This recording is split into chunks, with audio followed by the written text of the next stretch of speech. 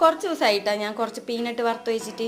ഇനിയും ഞാൻ വിചാരിച്ച സാധനം ഉണ്ടാക്കിയില്ലെങ്കിൽ ഞാൻ ഇത് തിന്ന് തീർക്കാനേ ചാൻസ് ഇല്ല. ഉണ്ടാക്കാൻ പോകുന്നത് വേറെ ഒന്നല്ല കേട്ടാ, പീനട്ട് ലഡു ആണ്. താഴ്ന്ന കീഴ്ത്തനൊക്കെ ഇത് ഉണ്ടാക്കിയാലും ബസൂട്ടൻ കണ്ടമാനം ചോദിച്ചു വാങ്ങി കഴിക്കുന്നുണ്ട്. ഇതെന്താ എങ്ങനെ ഉണ്ടാക്കാന്നൊന്നും എനിക്കറിയില്ല കേട്ടാ.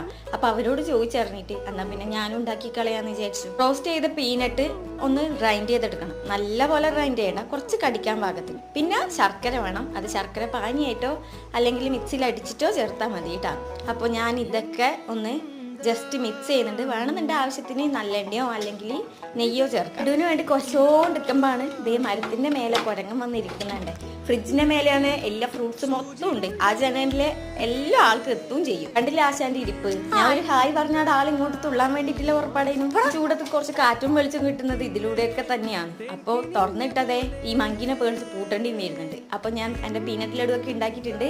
കുട്ടികളുണ്ട് വൈകിയാണെങ്കിൽ ഇത് നല്ലതാണ് കേട്ടാ.